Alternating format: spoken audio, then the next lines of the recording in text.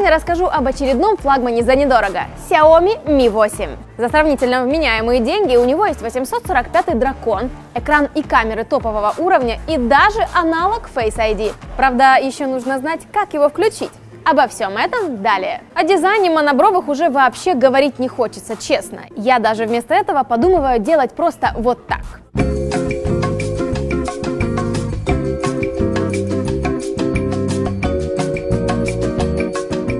Думаю, все всем понятно, так что идем дальше. И первое, на чем действительно хочется остановиться, это AMOLED-матрица с диагональю 6,21 дюйма. Она без преувеличения шикарна. Яркая, контрастная, с сочными цветами. В общем, топ уровня. Есть поддержка Always On Display. Пускай выводится только время и дата, но все же функция есть, и многим достаточно только этого. Гигабайты контента с такого экрана впитываются как родные. В том числе игры. 845-й Snapdragon тянет все и вся на максималках, при этом нагревается минимально. Да, у конкурентов уже появились новые и овермощные платформы, но и 845-го дракона пока хватает за глаза. Естественно, это касается и системы. С коробки смартфон был на MIUI 9.6 и после первого включения предложил обновиться до 10-й. Вопреки предостережениям насчет ее глюков и тому подобного, у меня все работало нормально. Система стабильная, быстрая и к тому же красивая.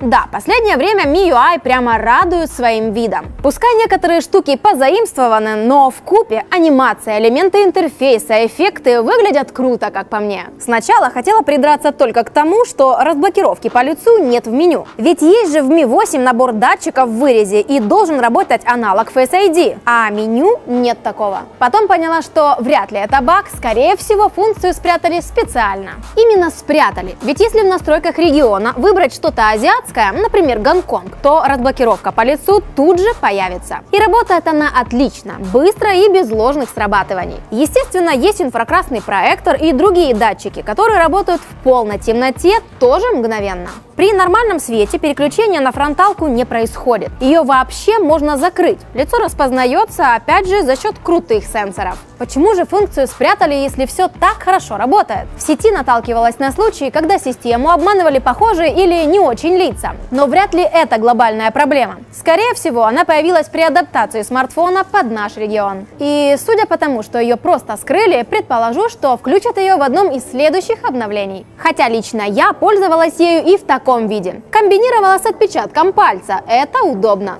Очень часто при желании сделать флагманы в 2, а то и в 3 раза дешевле, китайские производители не вытягивают камеры. Или модули плохие ставят, или плохо вкладываются в программную часть. Mi 8 же и тут смог удержать высокую планку. Взять хотя бы DxOMark, который поставил Xiaomi выше 10-го айфона и 2-го пикселя. Да, это комплексная оценка, и в каких-то вопросах конкуренты лучше, но все равно ситуация интересная. А теперь вынесем все эти баллы и рейтинги за скобки и глянем по существу. Камера действительно хорошая. Крутым флагманом она проигрывает только при съемке ночью, но в целом высокую планку, как уже сказала, держит. Днем же все отлично, без вариантов. Мне понравился динамический диапазон, естественная цветопередача и особенно автофокус. Он реально молниеносный. При этом мне не приходилось тапать, чтобы дополнительно помогать попасть на какой-то объект или бесконечность. Навела, и камера тут же четко сфокусировалась как надо. Телевик тоже выдает хорошие снимки, только жаль, стабилизации у него нет.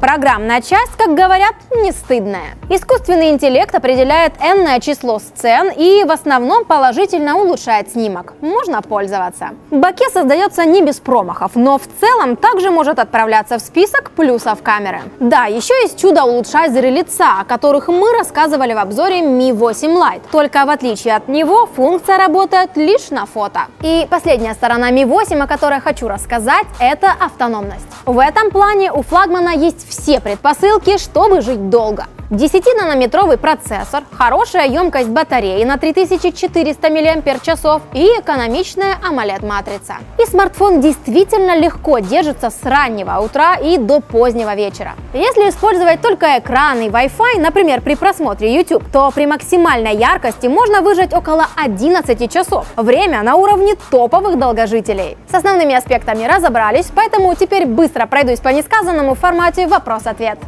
Что в коробке? Силиконовый чехол, переходник для наушников и зарядка. Зарядка быстрая? Да, смартфон поддерживает Quick Charge 4+, но комплектный блок выдает только стандарт 3.0, поэтому за полчаса аккумулятор восстанавливает до 50% емкости, а полностью после 1,5 часов у розетки. В общем, тоже неплохо. Стереозвук есть? Нет, играет только один динамик. Не громко, качество среднее. Карта памяти поддерживается?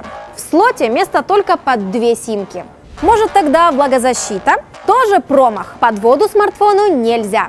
Есть профит от двухчастотного GPS? Возможно, и есть, но заметить его сложно. На открытой местности позиционирование точное, но среди многоэтажек все равно может промахнуться на несколько десятков метров. Какие выводы?